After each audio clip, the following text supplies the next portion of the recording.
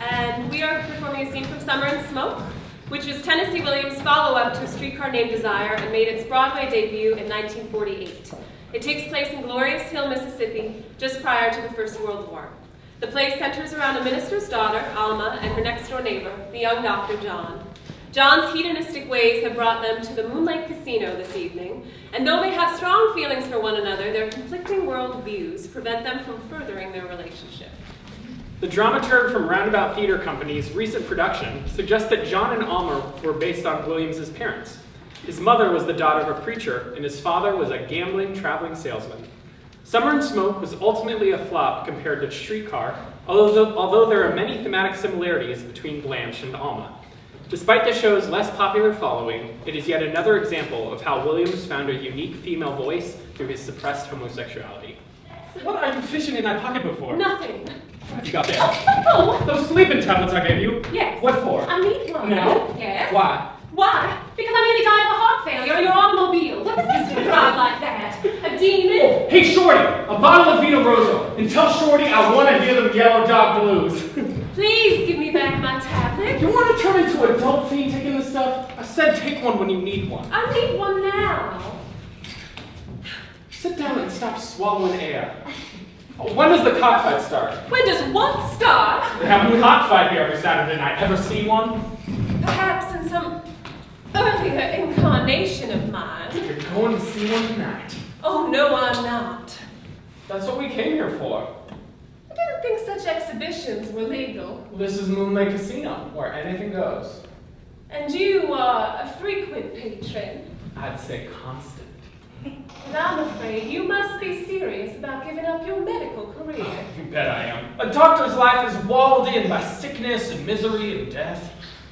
And may I be so presumptuous as to ask what you'll do when you quit? You may be so presumptuous to ask. But you won't tell me. I haven't made up my mind, but I've been thinking of South America lately.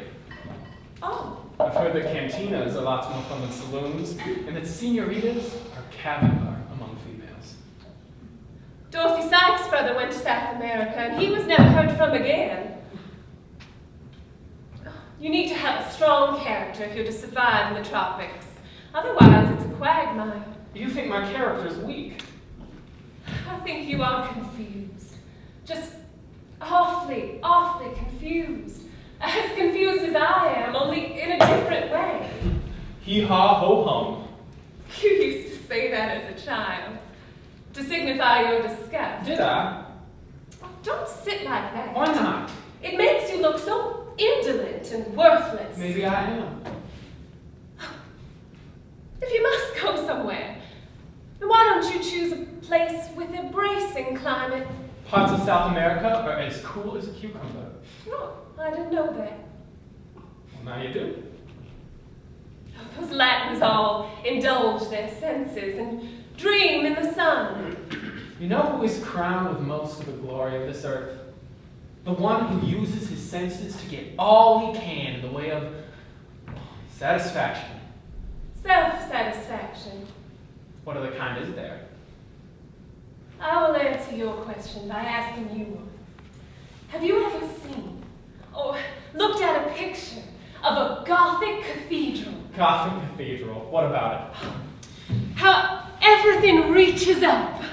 How everything seems to be straining for something just out of the reach of stone or human fingers.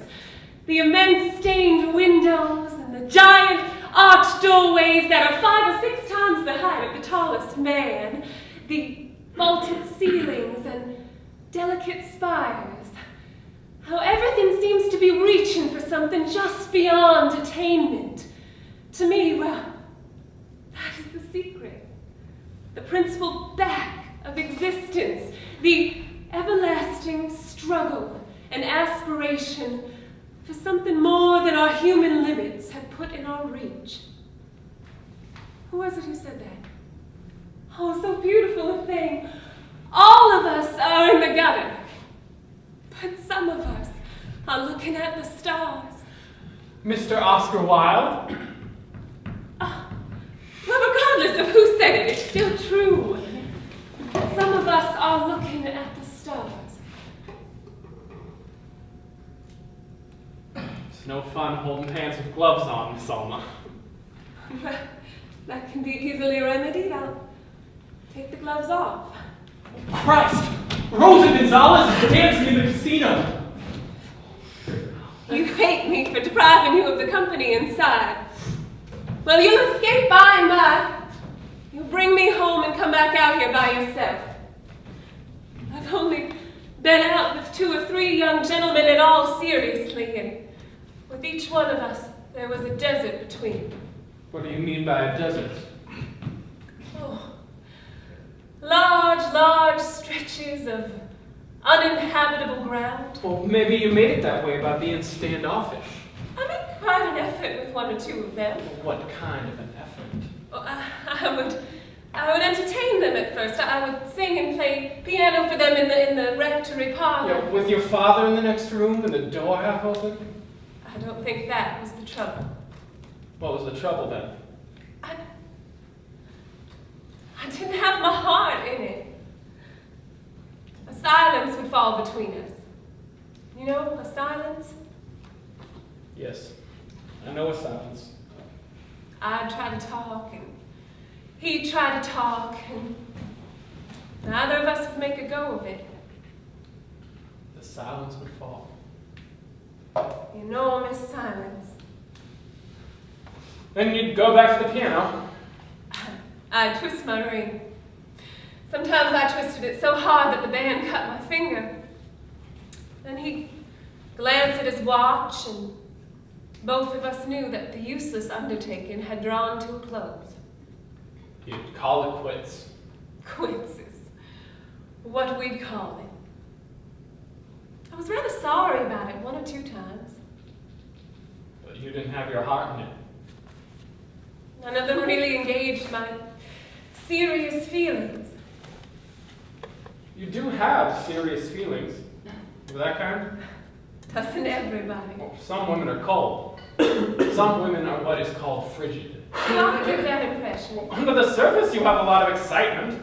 A great deal more than any other woman I have met. So much that you have to carry these sleeping tablets with you. The question is why? What are you doing that for? So I won't get your veil in my mouth when I kiss you. Do you want to do that? Oh, Miss Alma. Oh, Miss Alma, Miss Alma. Not Miss anymore. Just Alma. Miss suits you better, Miss Alma. It's so hard to forget you're a preacher's daughter. Oh, there's no reason for me to forget that I'm a minister's daughter. A minister's daughter is no different than any other young lady who's trying to remember that she is a lady. This lady stuff, is that so important? Not to the sort of girls you may be used to bringing to Moon Lake Casino. But suppose someday you marry, John. Wouldn't you want the woman that you selected to be your wife? And not only your wife, but the mother of your children. Wouldn't you want that woman to be a lady? Wouldn't you want her to be someone that you as her husband and they as her precious children could look up to with very deep respect? There's other things between a man and a woman besides respect. Did you know that, Miss Alma? Yes. There's such a thing as intimate relations. Thank you for telling me that so plainly. It may strike you as unpleasant, but it has a great deal to do with connubial felicity, as you would call it. There are some women who just give in to a man as a sort of obligation imposed on them by the cruelty of nature. And there you are. There I am. I'm speaking generally. Oh. The cockfight has started. Since you have spoken plainly, I will speak plainly too. There are some people who turn a possibly beautiful thing into something no better than a coupling of beasts. But you can bring love is what you can bring to it. You're right about that. Some people just bring their bodies, John. But some people, some women, can bring their hearts to it, can bring their souls to it. Souls again? Those Gothic cathedrals you dream of. Your name is Alma, and Alma is Spanish for soul. Sometime I'd like to show you a chart of the human anatomy that I have in the office. It shows what all of our insides look like, and maybe you can show me where the beautiful soul is located on that chart. Let's go watch the cockfight. No!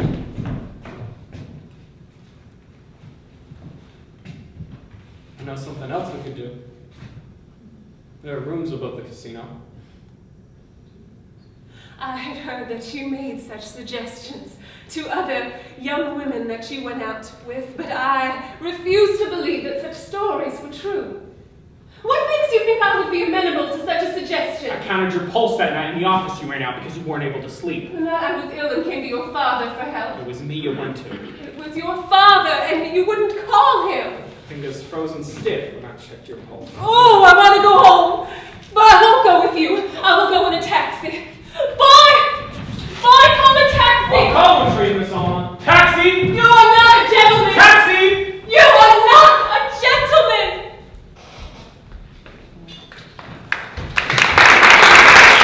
Hello, I am John Bergeron, And I'm Matthew Smith. and we will be presenting a scene from Cat on a Hot Tin Roof. Cat on a Hot Tin Roof was first produced in 1955, during a prolific period during which Tennessee Williams opened 7 plays on Broadway in 11 years.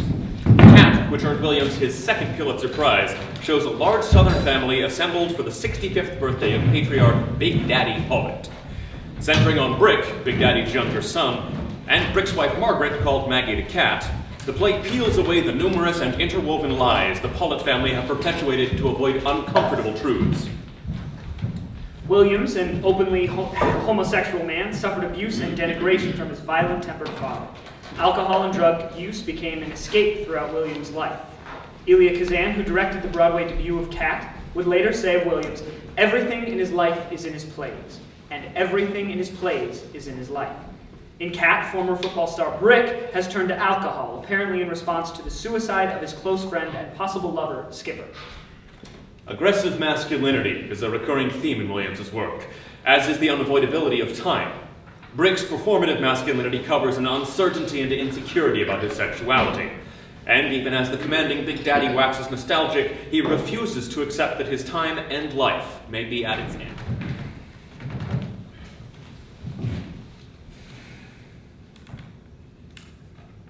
Brick, don't let's leave it like this. Like them other talks we've had, we've always talked around things. We just talk around things for some other reason. I don't know why. It's always like something's left unspoken. Something avoided, because neither of us could be honest with the other. I never lied to you, Big Daddy.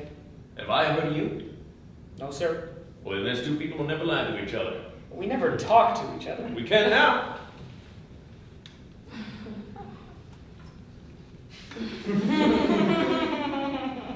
Big Daddy, there don't seem to be anything much to say. You say you drink to kill your disgust with wine. You said to give you a reason. Is liquor the only thing that'll kill this disgust? Now, yes. But not once, huh? Not when I was still young and believing. Drinking man, someone who wants to forget he's still young and believing. Believe in what? Believing. Believe in what? Believing. I don't know what the hell you mean by believing. And I think you don't know what you mean by believing. But if you still got sports in your blood, go back to sports announcing. And you Sitting in glass box watching games I can't play. Describing what I can't do while players do it. Sweating out their disgust and confusion in contests I'm not fit for. Drinking a Coke half bourbon so I can stand it. It's no goddamn good anymore, no help. Time just outran me, Big Daddy. Got there first. I think you're passing the buck. You know many drinking men? I have known a fair number of that species. Could any of them tell you why he drank? Well, if you're passing the buck to things like time and disgust with mendacity and crap. Yeah, if you gotta use language like that to talk about a thing, it's 90 proof both of them. And I'm not buying any. I had to give you a reason to give a drink. You started drinking when your friend Skipper died.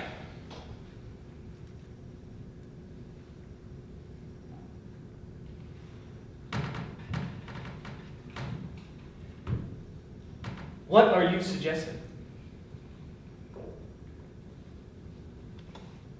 I'm suggesting nothing. But Cooper and May... Oh, they suggested that too? I thought that was Maggie's suggestion. Who else's suggestion is it? Is it yours? How many other stuff, Skipper and I... Now, hold on a minute, son. I'm not drowning my time. What's that got to do I with said, hold on! I bummed this country until I was... suggestion? I- Who else's suggestion? You know, is it? I'd slept in hobo jungles and railroad flop houses and Oh, you think wives so in too? cities You called your son in a and queer! Maybe that's why you put Maggie and me in this room that was Jack Straw's and Peter Uccello's, in which a pair of old sisters slept in a double bed where both of them died. Now, you go throwing rocks! Now, I seen all things, and I understood a lot of them until 1910. Christ, that year I wore my shoes clean through. I hopped up a yellow dog freight car half a mile down the road. I slept in a wagon of cotton outside the gym. Jack Straw and Peter Uccello took me in. Hired me to manage this place, which grew into this one. When Jack Straw died, why would Peter Uccello quit eating like a dog does when its master's dead and died too? Christ. I'm just saying. Skipper is dead. I have not quit eating. No, but you started drinking. You think so too? No, You think so too? You think so too? You think Skipper and I did sodomy together? Is that what you think? Is that what you think? Why are you shouting like We that, did dirty son? things between I'm not- us? Is I that don't what you think anything. I don't know what? No, Dirty old man, anything. straw, I'm just jello, telling you. ducking these queers? Is that what you think? Jesus.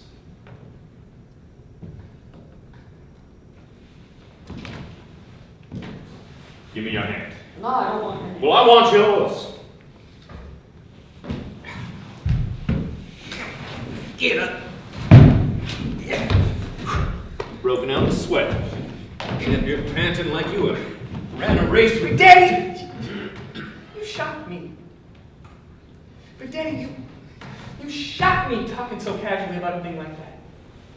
Don't you know how people feel about things like that? How disgusted they are by things like that? Why, at Old Miss, when it was discovered that a pledge to our fraternity, Skippers and mine, attempted to do an unnatural thing, we not only dropped him like a hot rock all the way to Where? North Africa last I heard. Well, I have come back from further away than that. Just now I have returned from the other side of the moon. Death's country, son. And I am not easy to shock by anything here. I always, anyhow, lived with too much space around myself to be infected with the ideas of other people. There's one thing you can grow on a big place like this, more important than cotton. That's tolerance. I've grown it. Why can't exceptional friendship, real, deep friendship between two men be respected as something clean and decent without being thought of as failures? For Christ's sake, I told Cooper and May. Cooper and May. Forget all dirty lies and liars. Skipper and me had a clean, true thing between us. Had a clean friendship practically all our lives till Maggie got the idea you're talking about. Normal? No. It was too rare to be normal. Anything pure between two people is too rare to be normal. Yeah, once in a while he would put his hand on my shoulder, or I would put mine on his. Maybe even when we were touring in pro football and sleeping in hotel rooms together, we would reach across the space between the two beds and hold hands to say goodnight. Yeah, one or two times. Okay, Brick, nobody's saying that's not Well, normal. they are mistaken. It was a pure and true thing, and that's not normal. Yeah. Yeah, it's hard to talk. All right then, let's let it go. Why did Skipper crack up? Why have you? All right, Big Daddy. We're finally gonna have that real, true talk you wanted. It's too late to stop it now. We gotta carry through and cover every subject.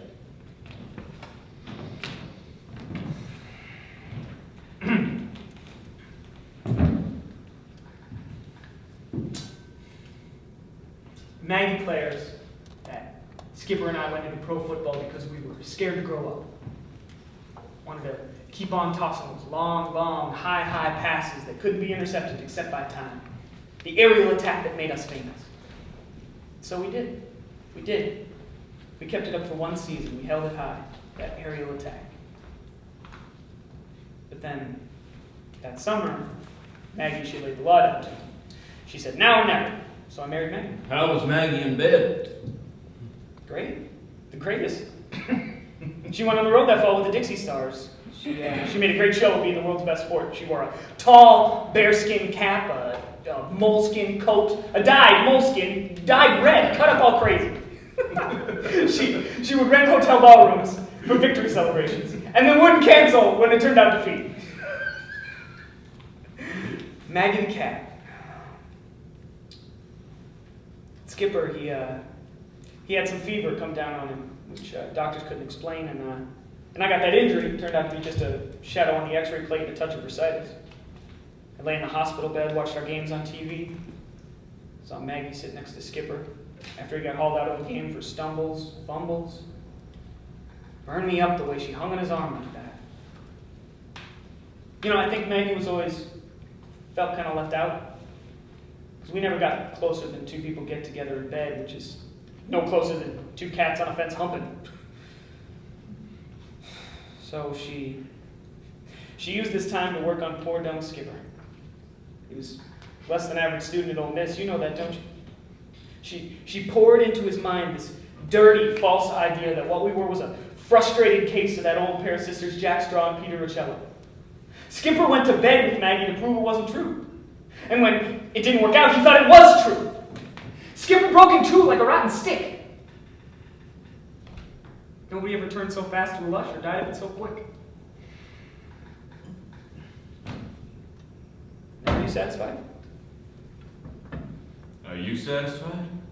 With what? With that half-assed story? What's half-ass about it? There's something left out of that story. What did you leave out? Yes. I left out a long-distance call which I had from Skipper in which he made a drunken confession and on which I hung up the last time we spoke to each other in our lives. You hung up. Hung up. Jesus. Well, anyhow now, we have finally tracked down the lie with which you are disgusted, and which you drink to kill your disgust with, Brick. You have been passing the buck. You dug the grave of your friend and kicked him in it before you would face the truth with him. His truth, not mine. Okay, fine, his truth. But you wouldn't face it with him. Who can face the truth? Can you? Now, don't you start passing that rotten buck again. What about these birthday celebrations, these many, many happy returns where everybody but you knows there won't be any?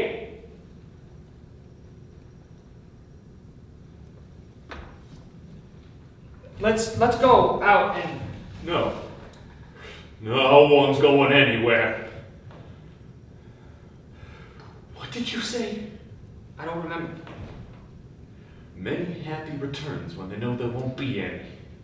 Oh, hell, Big Daddy, forget about it. Let's just go out in the Now gallery. first you finish what you were saying before you cut off. Many happy returns when they know there won't be any. Ain't that what you just said? Look, I can get around without the crutch if I have to, but it'd be a lot easier on the furniture and the glassware if I didn't have to go swinging like... Finish what you were saying! Leave the place to Gooper and May. And their 5 little same little monkeys. Leave the place! All I want... Leave the place, what you say? All I want is all 28,000 acres of the richest land this side of the Valley Nile. Who said I was leaving this place to go for anybody? This is my 65th birthday. I got 15 years or 20 years left in me. I'll outlive you. I'll bury you and have to pay for your coffin. Sure. Any happy returns. Let's go out. If they were lying about the report from Glenn, did they find something? Cancer, maybe.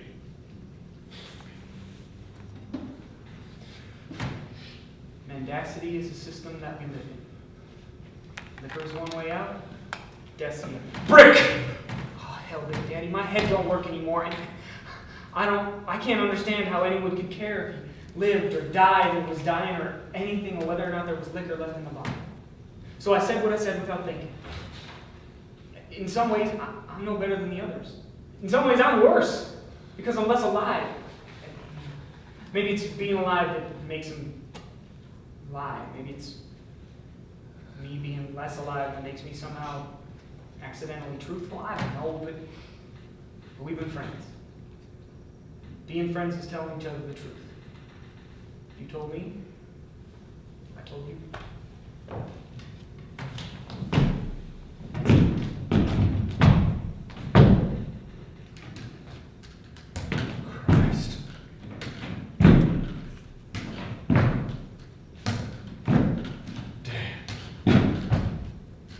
Damn lions, sons of lion bitches.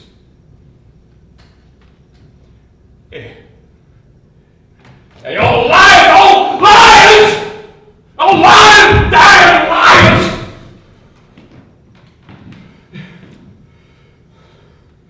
Lion, dying lions!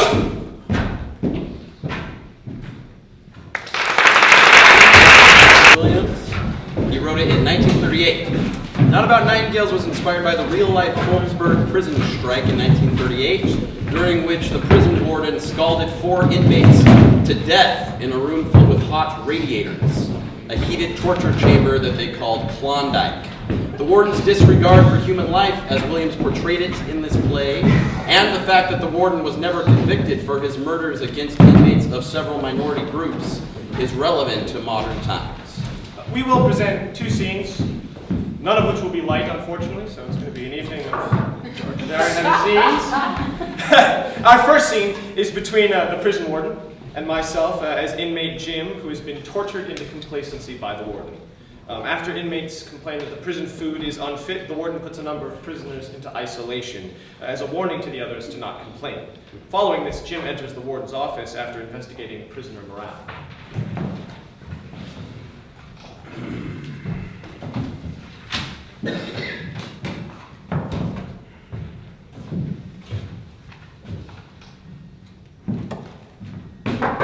Excuse me. Come on in, Jimmy boy. I want you to take a look at this commissary report with Miss Crane. She says there's a few, what do you call them, discrepancies. You know how to fix that up? Yes, sir. So, how's things in Hall C? Pretty quiet? Too quiet. How's that? And when they're making a noise, you know what's going on. They're afraid to let a peep out since I put that bunch in the hole. I don't think that's it. I got an idea they might try to eat tonight. Quit eating? You mean hunger strike? Yeah, they're sick of hamburgers and spaghetti. Maybe a change of climate will improve their appetite. Klondike? Yeah. Klondike will hold 3,500 men. Got a whole Hall C? Yeah. Butch is in Hall C. What of it? He's got a lot of influence with the men. He's a troublemaker and I'll sweat it out of him. I don't think that's a good idea, boss. I mean, hunger's a pretty crazy thing, and if you torture them on top of that, there's no telling what'll happen. Hunger strike is something I can't put up with in here. Creates a whole sensation all over the country, then what? Cranks of every description start bitching about the brutal treatment of them goddamn mugs that would knife their own mothers for the price of a beer. The easiest way to avoid it would be to improve the food. Avoid it? Hell, I'll bust it to pieces. Wait till they get a look at the people we have down in the hole. If that ain't sufficient, I'll give them the heat. Schultz is bringing the whole gang up for inspection. Get them chairs out of the way. Yes, sir. You stand by the window, look sharp. Okay, march them in.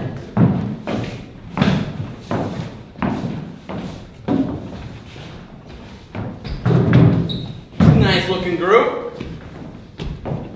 They ought to make quite the impression when they go down to Hall C. How long you been in the hole, son? Oh, get back up there! Why don't you speak? He can't talk. Dumb? No, sick. He's been in a straitjacket for 5 days.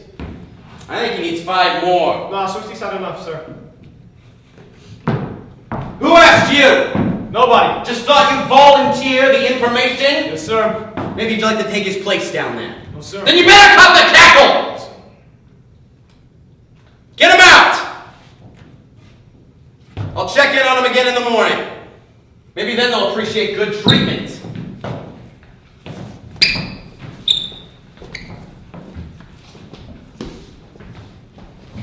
The way won't get any more kick about food anymore.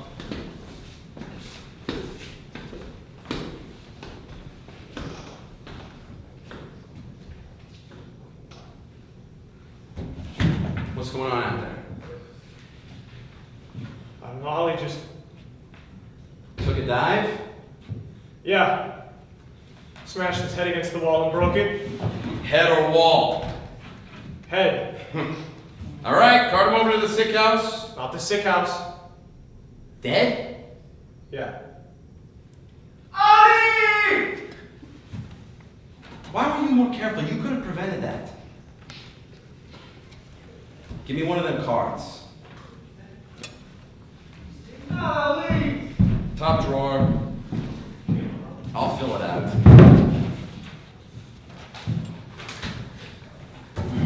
Name. What was that smoke's name? Oliver?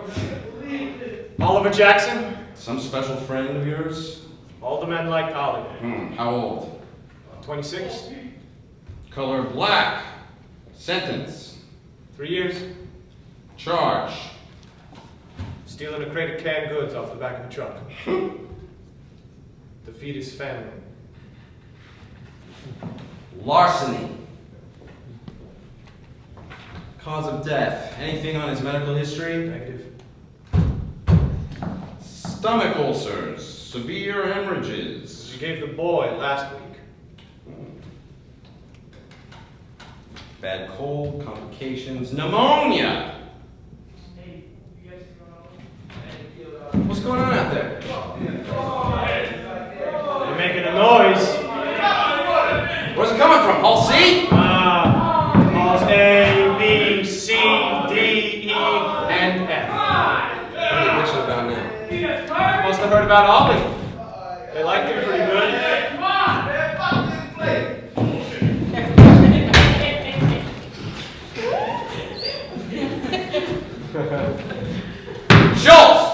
Schultz!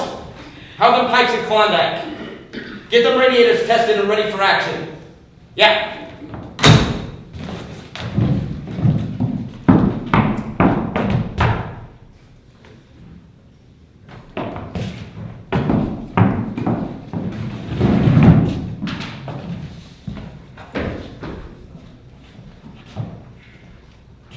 That's it. For our next scene.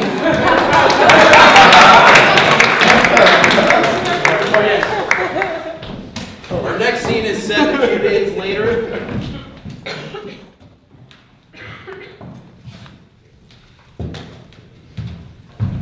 I have you up here on pretty short notice. My old chaplain and I, we had a disagreement last night, which resulted in him handing in his resignation right off the bat. He made one fatal mistake, Reverend. He kind of forgot who runs this institution. I don't think I should make that error, Mr. Whalen. No, neither do I. No, when I met you, I said to myself, here's a man who looks like he can adjust himself to conditions. I pride myself on being adjustable. Good. You'll find that's an asset around here. Reverend, a real asset. What's your idea of the universe, Reverend? I beg your pardon? Well, why don't you just make a little word picture for me about how you conceive of this great, mysterious... Cosmos? Yes! In which we humans are little fluttering motes, so to speak. Well, the orthodox conception of the universe exists of having three components. Yeah. Heaven, earth, and the regions below. That's what we call Klondike in here. I beg your pardon? Skip it, Reverend. Of course, there is some question as to the material existence of these nether regions. Well, there's no doubt about him here. No doubt. But what I'm after, Reverend, is whether you have a set of theories about blocks in which you occupy the one on top and I occupy the one on the bottom. See, that's what got the last preacher in trouble with me. Blocks? Blocks. I don't think so. That's quite elementary, to say the least. Kindergarten stuff, right? Well, you'll do, Reverend. We're about 5 minutes out of church. Are you good at making up extemporaneous speeches? Yes, indeed, yes, indeed. I think I may safely say I have never lacked words for any occasion, Mr. Whalen. Well, your job depends on this one. Now, I don't have enough time to go through the details with you, but I have 3 subjects that I want you to hit on. Doesn't matter how you bring them in, just so long as you do. 3 subjects. Yes. Mark them down, Reverend. Food. Food. That's right. Second, heat. Heat. Correct. Third, Klondike. Ah, there's the bell. I'm 2 minutes slow. Now remember, the three subjects: food, heat, Klondike. I'm sorry, wait, that last one? Klondike? What did you mean? Missionary work in the far north? Amongst the... I'm afraid the association of ideas is going to be a bit difficult for me to grasp, Mr. Whalen. Yes. A very good afternoon to you all. I hope that you enjoyed your dinner as much as I did mine. Food is such a familiar blessing that we often take it for granted. But when I read about the horrible conditions in famine-stricken portions of Europe and Asia, I feel that I am indeed very grateful to have a full stomach. When we think of food, of course, we think by a natural association of ideas of heat. Wonderful heat. Heat that permits the growth of food. Marvelous heat. Heat that warms the earth's atmosphere and creates vegetables and grains and fruit. The heat of the body. Wonderful heat. Marvelous heat. At this time of year, some of us find heat oppressive, but that is ungrateful of us. Extremely ungrateful. For all living matter depends upon the presence of heat. From the south to the north, from the equator to the twin poles, from Klondike. For what would Klondike be without heat? A frozen wasteland. Yes, in Klondike, our brave missionaries risking their lives among savage tribes of war-painted Indians. Oh goodness! As I was saying, in Klondike. No mercy for me! Schultz! Get all guards on duty, find out who threw that hymnal at the Reverend. Reverend, I am so sorry. I had no idea the reaction would be this way. It was a complete surprise. I am afraid I shall need to seek some medical attention. Yeah, well, I want you to have this fin, Reverend. And of course there is the emotional trauma. Yeah, well, Terrific! A thrilling experience. here's $2 more.